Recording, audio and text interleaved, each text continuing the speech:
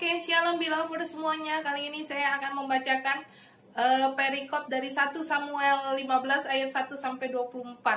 Di sini tema besarnya adalah Saul ditolak sebagai raja.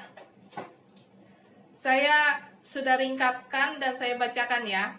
Samuel adalah nabi yang diurapi Tuhan, dan dia dipakai Tuhan untuk mengurapi Saul menjadi raja. Nah, firman Tuhan itu datang kepada Samuel yang isinya, aku akan membalas apa yang dilakukan orang Amalek kepada orang Israel pada waktu mereka, orang bangsa Israel itu mau keluar dari tanah Mesir. Nah, orang Amalek ini termasuk orang yang menghalang-halangi gitu, maksud rencana Tuhan. Nah, perintah firman Tuhan itu pertama kali kepada Saul adalah untuk memberantas orang Amalek ini. Waktu pertama kali Saul menjadi raja. Nah, perintah Tuhan itu adalah kalahkan, tumpaslah semua laki-laki, perempuan, kanak-kanak sampai bayi yang menyusui, kambing, domba, bahkan keledai. Nah, orang-orang rakyat-rakyat tuh kemudian karena itu perintah dari Tuhan, makanya Samuel mengumpulkan rakyatnya dan berbaris di daerah Telaim. 200.000 pejalan kaki dan 10.000 orang Yehuda. Saul membuat strategi itu untuk menyerang di daerah lembah gitu ya kan, di daerah lembah. Nah, Saul ini maksudnya bangsa Israel kan ada hubungan baik dengan orang Keni. Makanya orang Keni itu diberitahukan oleh Raja Saul kalau orang Keni itu harus keluar dari perkumpulan dari orang Amalek gitu. Nah, dipukul kalah orang Amalek. Orang Amalek ini kalah nih dari daerah Hawilah sampai Syur. Syur itu daerah sebelah selatan dari bangsa Mesir. Itu. Terus cuman Raja Agag itu yang merupakan raja orang Amalek itu ditangkap hidup-hidup. Tetapi semua rakyat itu ditumpas. Nah, kambing domba dia yang gemuk-gemuk, yang bagus-bagus itu dirampas sama rakyatnya, sama orang Israel. Nah, kemudian datang firman Tuhan kepada Samuel, aku menyesal karena aku telah menjadikan Saul menjadi raja. Sebab ia telah berbalik daripada aku dan tidak melaksanakan firman-Ku. Maka sakit hatilah Samuel dan berseru-seru kepada Tuhan semalam-malaman. Terus kemudian keesokan harinya Samuel itu datang kepada Saul. Dia datang kepada Saul, ada pembicaraan nih antara dua orang ini, ya kan? Bukankah engkau, walaupun engkau kecil daripada pandanganmu sendiri, telah menjadi kepala atas suku Israel? Dan bukankah Tuhan telah mengurapi engkau menjadi raja atas Israel? Itu kata Samuel. Samuel berbicara, kamu ini udah diangkat loh menjadi raja oleh Tuhan gitu. Ya kan?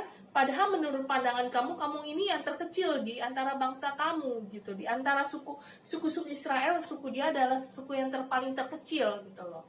Menurut pandanganmu, tapi Tuhan menaikkan derajatnya dengan menaikkan dia menjadi seorang raja. Ya kan? Dan kemudian perintah Tuhan itu tumpaslah, pergilah, tumpaslah orang-orang berdosa itu, yakni orang Amalek, berperanglah melawan mereka sampai engkau membinasakan mereka semua. Jadi perintah Tuhan itu untuk pergi dan membinasakan mereka semua. Semuanya, nggak ada yang tersisa. Termasuk bayi-bayi juga yang menyusui juga ditumpas gitu. Karena orang Amalek itu di mata Tuhan itu berbuatnya terlalu jahat ya. Nah, tapi mengapa engkau tidak mendengar suara Tuhan? Mengapa engkau mengambil jarahannya dan berbuat jahat di mata Tuhan? Jadi apa yang diperintahkan Tuhan kepada Saul itu dikerjain ini cuma separuh gitu loh. Separohnya itu apa aja? Separoh kan disuruhnya tumpasin semuanya, termasuk kambing dombanya semuanya. Jangan ada yang dijarah, semuanya harus dibunuh gitu loh, harus ditumpaskan, dibinasakan. Cuman Samuel itu berkata kepada, ini argumentasinya si Samuel nih kepada argumentasinya Saul kepada Samuel adalah, aku mendengarkan suara Tuhan dan mengikuti jalan-jalan yang disuruh Tuhan kepadaku. Aku ngikutin semua jalan yang disuruh Tuhan kepadaku. Dan aku membawa Agag, raja orang Amalek. Tetapi orang Amalek itu sendiri ditumpas semuanya. Maksudnya begini loh, aku nih udah ngejalanin perintahnya Tuhan nih. Cuman orang Raja Agag ini yang aku bawa kepada kamu, katanya gitu. Tetapi rakyat itu mengambil dari jarahan itu kambing domba, lembu yang terbaik, dan dikhususkan untuk ditumpas itu, untuk dipersembahkan. Maksudnya Saul ini membela diri kalau dia itu membiarkan rakyatnya mengambil kambing domba, lembu semuanya yang bagus-bagus, yang gemuk-gemuk, dan separuhnya akan dipersembahkan kepada Tuhan kok, kata gitu. Semuanya ini juga kan untuk dipersembahkan sebagai korban kepada Allah. Maksudnya dia akan mempersembahkan korban itu di Gilgal, maksudnya si Saul. Tapi si Samuel itu ngomong sama si Saul, apakah Tuhan itu berkenan kepada korban bakaran dan korban sembelihan, sama seperti kepada mendengarkan suara Tuhan? Maksudnya gini, kan si Saul ini membawa kambing domba, lembu semuanya. Maksudnya sayang untuk ditumpas semuanya, kok toh nggak semuanya jelek kan, toh separohnya bagus gitu loh, menurut pandangan dia dan rakyatnya itu bagus semuanya. Dan dia tahu, dia udah denger gitu perintah Tuhan. Tapi maksud dia gini, ini kan bagus-bagus semua gitu loh, rakyatnya juga mau, ya udahlah, lebih baik kan aku persembahkan gitu loh, sebagai persembahan korban bakaran, korban sembelihan kepada Tuhan. Tapi maksud Samuel ini, apa yang kamu kerjakan ini dengan kamu melanggar perintah Tuhan itu, apakah Tuhan masih suka gitu loh sama semua yang kamu lakukan dengan korban sembelihan, dengan kamu istilah kasarnya menyogok Tuhan gitu loh? Bukankah lebih baik kamu itu mendengarkan suara Tuhan, mematuhi semua perintah-perintah Tuhan gitu loh? Sesungguhnya mendengarkan, menurut Samuel nih, sesungguhnya mendengarkan lebih baik daripada korban sembelihan, memperhatikan lebih baik daripada lemak domba jantan. Jadi lebih baik kamu dengerin perintah Tuhan tuh seperti apa. Kamu dengerin semuanya dengan seksama, jangan ada yang ketinggalan, kamu lakukan. Maksud si Samuel begitu. Daripada kamu ambil separuh dengan mendukakan hati Tuhan, ya kan? Terus ayat selanjutnya dikatakan, sebab penuh harta adalah sama seperti dosa bertenun,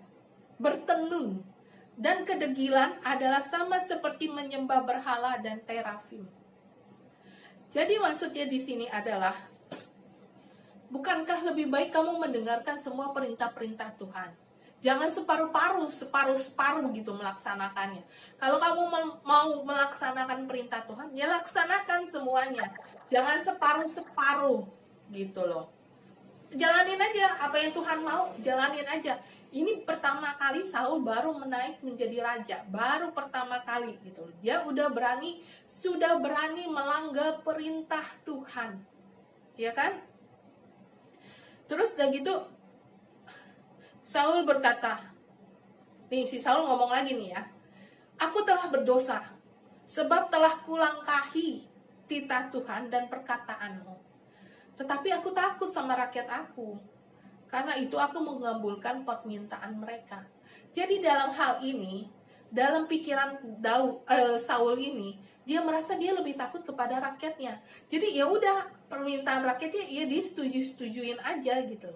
Padahal dia nggak merasa kalau yang mengangkat dia itu Saul karena disuruh sama Tuhan. Tapi dia berani melanggar perintah Tuhan hanya untuk menyenangkan hati para rakyat bangsa Israel.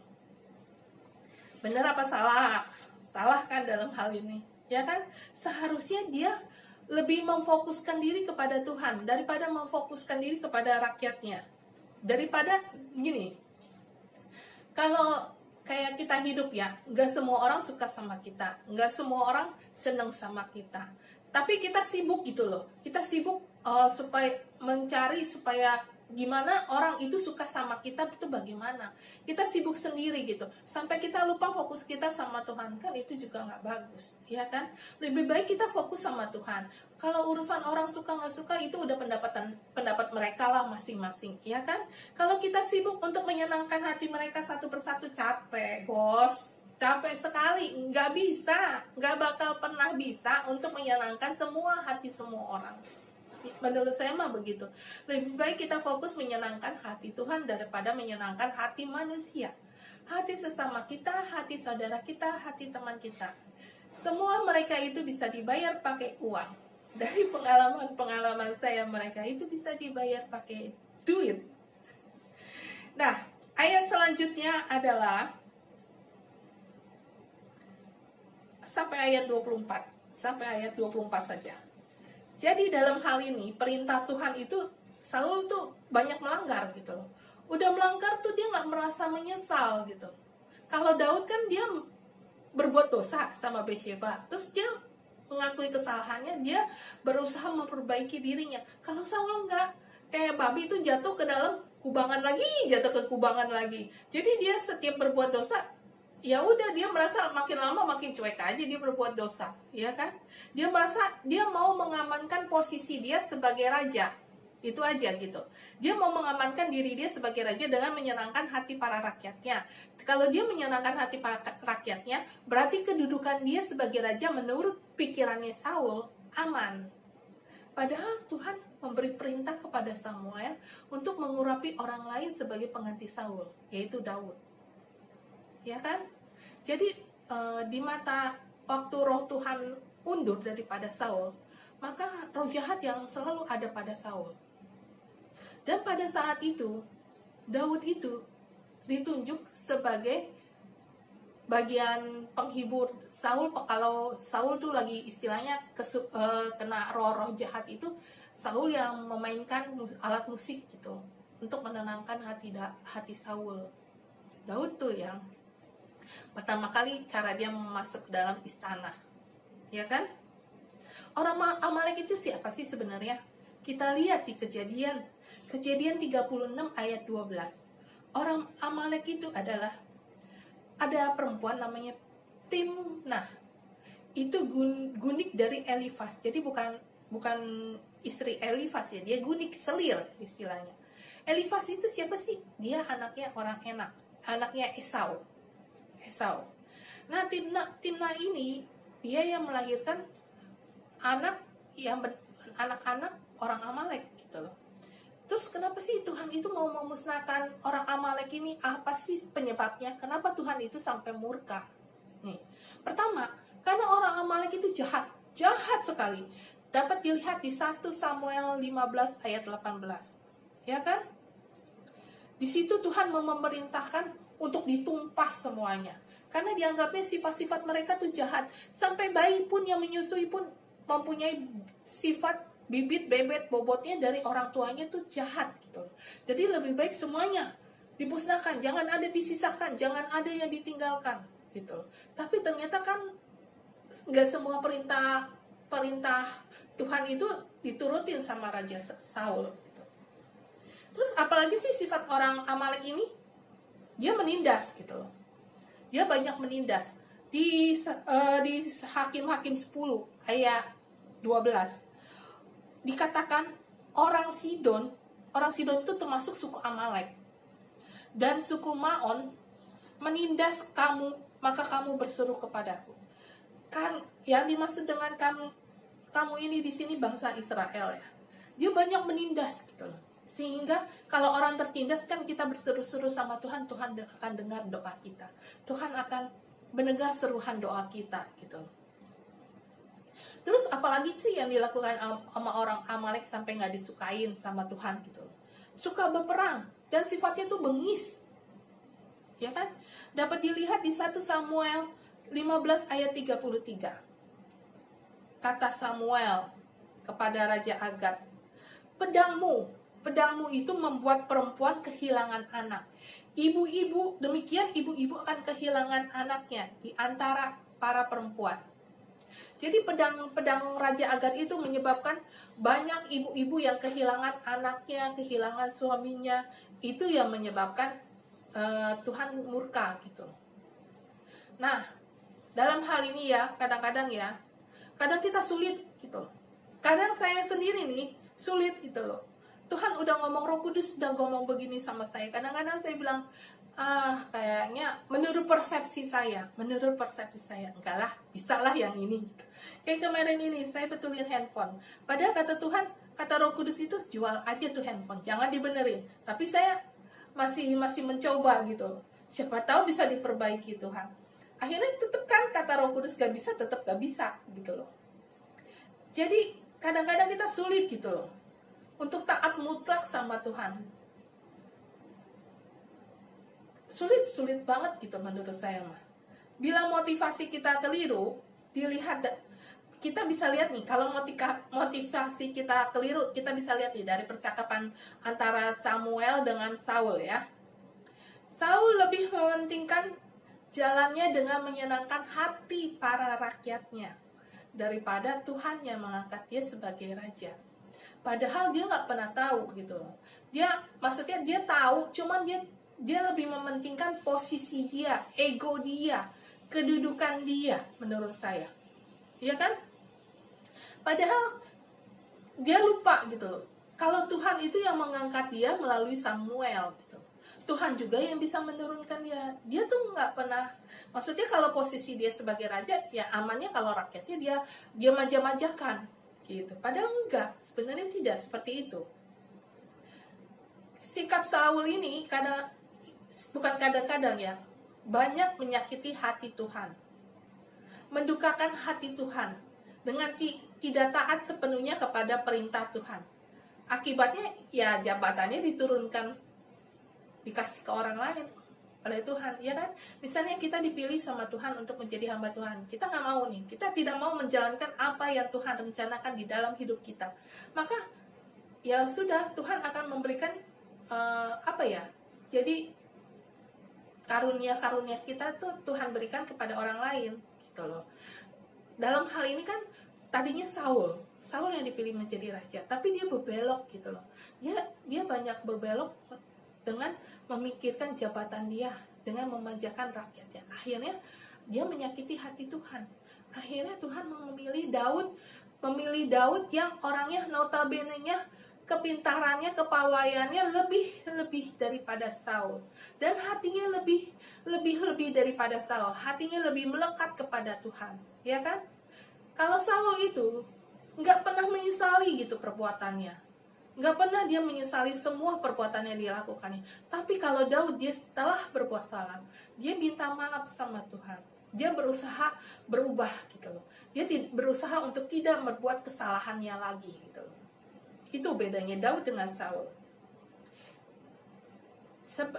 Jadi kalau kita memiliki panggilan sebagai hamba-hamba Tuhan gitu, untuk melayani dia, untuk melayani Tuhan Yesus, adalah suatu kehormatan. Sekaligus tanggung jawabnya besar.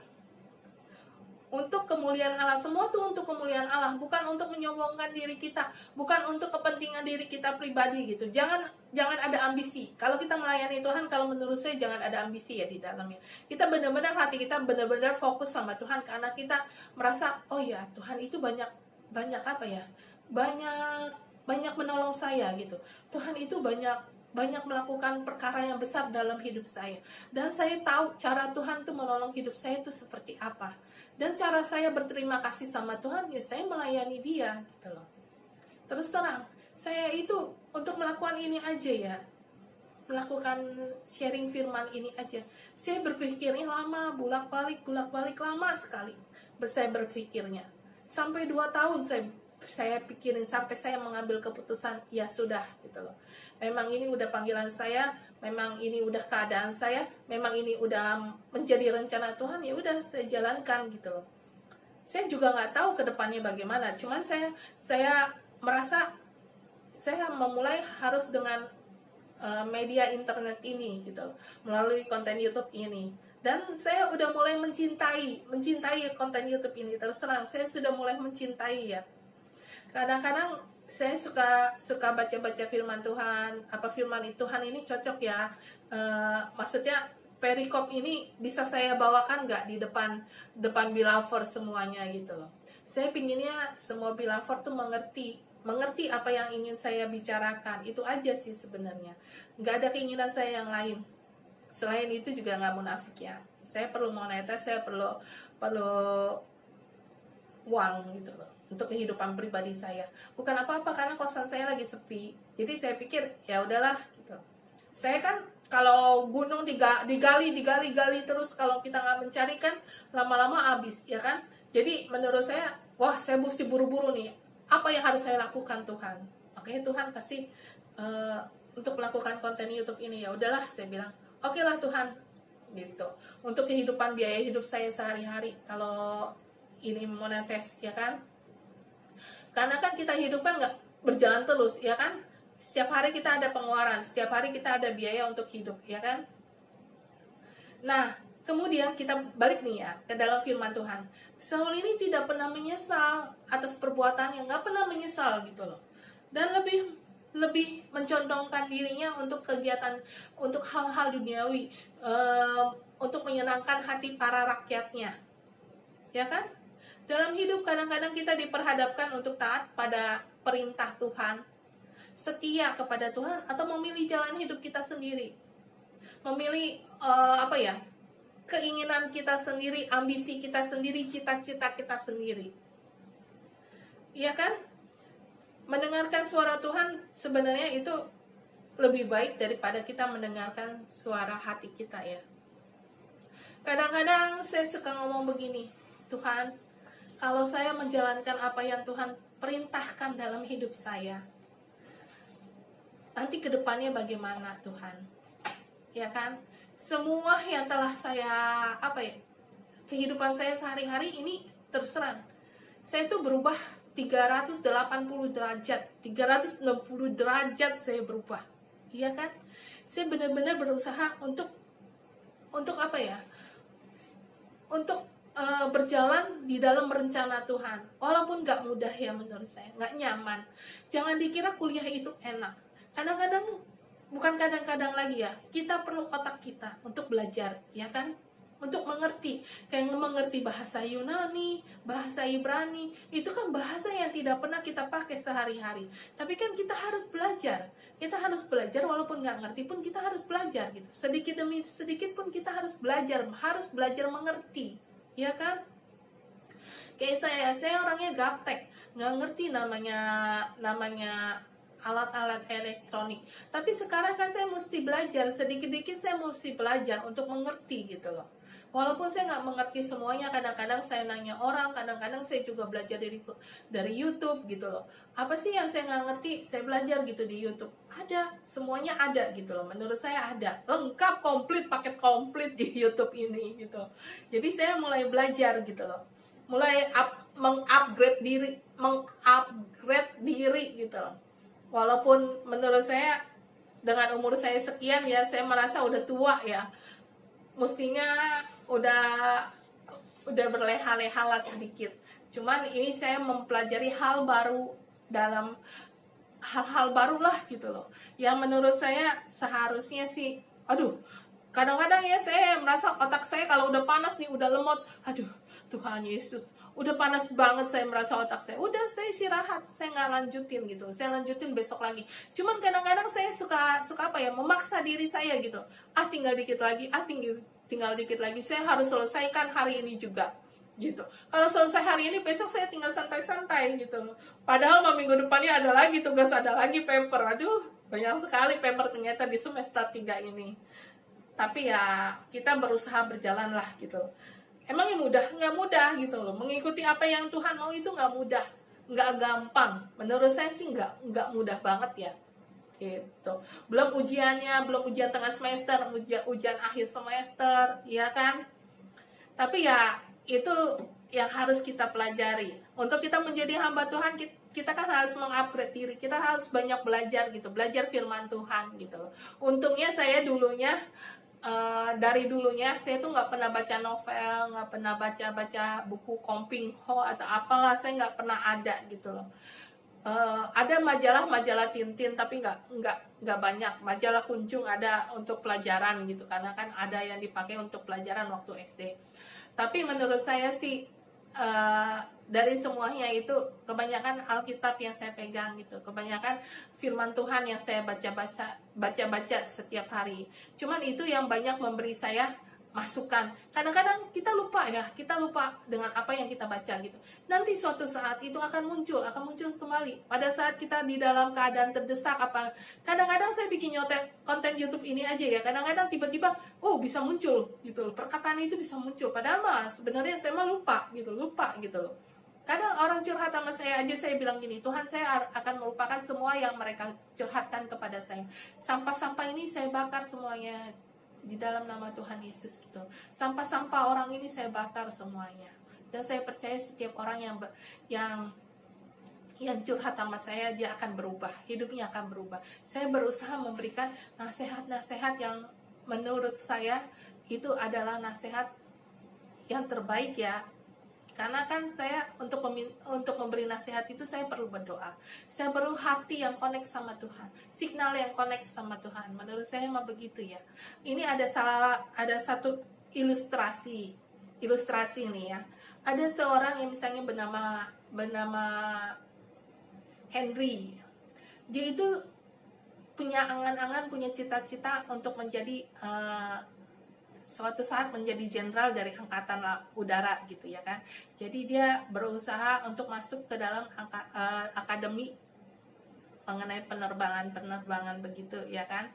Tapi ternyata waktu dia ujian itu dia nggak lulus seleksi. Dalam ujian itu dia nggak lulus seleksi karena dia punya cacat di kakinya. Dan kalau misalnya kayak tentara-tentara gitu harus fisiknya harus kuat, fisiknya juga harus sempurna, iya kan? Nah, akhirnya dia kecewa. Padahal dia anak Tuhan gitu loh, dia kecewa gitu loh. Kenapa Tuhan tidak mengizinkan dia untuk menjadi apa yang dia mau? Padahal menurut dia itu adalah cita-cita dia yang terbaik menurut dia. Tapi Tuhan punya rencana lain. Ternyata setelah dia tidak bisa ikut dalam akademi penerbangan ini, akhirnya dia mau belok, dia ikut seperti keinginan orang tuanya. Orang tuanya pingin dia menjadi dokter gitu. Akhirnya singkat kata dia menjalankan keinginan orang tuanya, mewujudkan keinginan orang tuanya. Akhirnya dia lulus dengan angka yang terbaik karena dia selalu berusaha belajar dan belajar, ya kan? Kadang kita kalau nggak ngerti sesuatu kita harus banyak belajar gitu loh. Dalam hidup ini, kalau menurut saya seumur hidup kita ini kita harus banyak belajar. Jangan kalau kita udah merasa tua, umur 65 apa 70, udah tua gitu loh, udah nggak perlu apa-apain lagi. Kalau kita nggak pakai otak kita nggak mengasah otak kita, lama-lama kita pikun. Kayak mama saya kadang-kadang menurut saya udah pikun ya. Dia terlalu apa ya? Udah merasa hidup dia udah terlalu tua gitu loh. Kalau menurut saya mah seharusnya kalau kita masih hidup kita harus produktif gitu. Kita harus menunjukkan kalau kita bisa gitu. Walaupun tenaga kita berkurang, tapi kan otak kita kan seharusnya banyak diasah gitu loh. Jangan banyak mengandalkan anak atau orang lain. Menurut saya mah begitu. Kalau kita masih mampu ya kita kerjakan sendiri. Kita usahakan sendiri gitu loh. Kita percaya kok, saya percaya kalau Tuhan akan memberi yang terbaik dalam hidup kita. Dari kita dahulu masih bayi, sampai kita udah tua, rambut memutih di rambut kita, percaya, Tuhan Yesus selalu menggendong kita. Ya kan? Singkat kata yang namanya Henry ini akhirnya menjadi dokter yang terkenal. Dia banyak menyelamatkan orang. Dokter lain yang nggak bisa menangani penyakit orang ini, ternyata dia bisa gitu loh. Dia bisa menangani penyakit orang ini. Nah akhirnya Henry ini setelah menjadi dokter ini banyak menolong orang. Dokter lain yang tidak bisa menangani penyakit seorang pasien, Henry ini bisa gitu loh. Jadi banyak orang berterima kasih kepada dokter Henry ini karena banyak menolong orang. Ternyata Tuhan punya rencana lain. Sebenarnya dia pingin menjadi tentara angkatan udara. Tapi Tuhan itu punya rencana, dia menjadi dokter untuk menyelamatkan banyak orang. Ya kan? Orang yang tadinya mestinya meninggal tapi sama Dr. Henry ini bisa hidup gitu loh.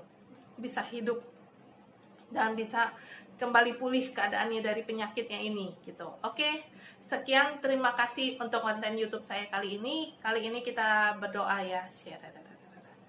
Ya Allah ya Tuhanku, tuntun hamba untuk berdoa Tuhan Yesus. Tuntun hamba untuk berdoa apa yang ingin hamba doakan. Apa yang Engkau taruh dalam hati hamba untuk hamba doakan di depan bilaford semuanya ya Tuhan. Ya Allah ya Tuhanku, terima kasih Tuhan Yesus untuk segala yang telah Engkau berikan dalam kehidupan kami Bapa. Karena Engkau satu-satunya poros kehidupan kami. Hanya kepadamu kami berserah. Hanya kepadamu Tuhan kami memohon. Hanya kepadamu Tuhan kami menaruh hidup kami Bapa. Ada seorang ibu yang merasa selama ini dia berdoa, tapi Tuhan gak pernah jawab doa dia.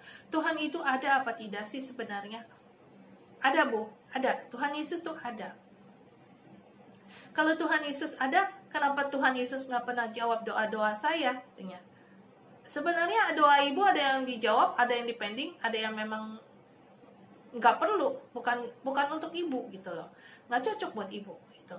Cuman ibu terlalu fokusnya tuh sama masalah ibu yang besar banget, sehingga ibu nggak pernah bisa melihat pertolongan Tuhan sekecil apapun. Ibu nggak pernah bisa lihat gitu. Kenapa? Karena ibu fokusnya sama masalah ibu gitu loh. Dan ibu maunya cepat, segera, instan. Itu manusia, sifat manusia. Kalau menurut saya semuanya itu ada waktunya. Ada apa ya? Tuhan itu kalau kasih jalan keluar tuh Bu ya. Enggak langsung blek semuanya, enggak. Sedikit demi sedikit. Enggak langsung gitu. Kadang saya aja dalam masalah saya aja ya. Dalam masalah hidup saya, sebenarnya masalah saya cuma satu, mafia tanah doang. Yang lain enggak ada. Nggak terlalu besar dan nggak perlu terlalu diiniin. Kalau menurut saya semuanya masih bisa ditangani kalau kita berjalan sama Tuhan. Menurut saya mah begitu. Cuman mungkin ini adalah salah satu pergumulan saya, salah satu yang Tuhan kasih ke saya, cuman itu untuk mendidik saya, untuk merubah karakter saya, supaya saya bisa melihat cara Tuhan menolong saya seperti apa. Itu aja sih. Ya Allah ya Tuhanku, hamba berdoa Tuhan Yesus, apapun yang didoakan ibu ini ya Tuhan, berilah ya Tuhan hati yang semakin dekat kepadamu, hati yang bukan mempertanyakan di mana Tuhan, bukan hati yang selalu mendumel, hati yang selalu ikhlas, selalu berserah kepada Tuhan dalam hal apapun. Jangan pakai kekuatan sendiri Bu, pakai kekuatan Tuhan. Percaya kuasa Allah lebih besar dari kuasa apapun. Kalau kaki ibu sakit sekarang ini, ibu taruh tangan kanan ibu di tempat ibu sakit, kakinya di mana? Yang sakit tuh di mana? Oh, tulangnya ibu tuh ada apa ya? Enggak bener gitu loh. Posisinya tuh nggak benar, jadi agak beda dikit gitu. Beda dikit itu yang menyebabkan ibu selalu sakit gitu. Dan ibu jalannya tuh nggak bisa lurus seperti ini, seperti orang normal, gitu. Cuman kalau menurut saya mah seharusnya sih ke dokter ya, ke dokter untuk diperbaiki gitu loh. Ya kalau ibu takut, kita berdoa. Ya Allah ya Tuhan, pegang Bu bagian sakit, ikuti saya berdoa ya Tuhan. Hamba percaya ya Tuhan, Engkau adalah tabib di atas segala tabib, dokter di atas segala dokter. Hamba percaya di dalam nama Tuhan Yesus, semua tulang-tulangnya kembali normal, semua tulang-tulangnya kembali utuh. Sakit Bu, emang sakit, diem Bu, jangan dikerasin, dilunakan aja, dianggap sakitnya biasa aja. Sakit Bu, benar sakit. Dalam nama Tuhan Yesus, dalam nama Tuhan Yesus, ada kesembuhan. Dalam nama Tuhan Yesus, tahan Bu, tahan. Kalau sakit tuh tahan. Katanya mau cepet sembuh. Sakit tahan Bu, sakit tahan. Soalnya ini udah lama gitu loh. Ibu pernah jatuh waktu ibu masih kecil, cuman ibu nggak pernah diurut sama orang tuanya, nggak pernah dibenerin, dan ibu nggak pernah ngomong. Akibatnya tulangnya itu jadi kayak udah keras gitu loh.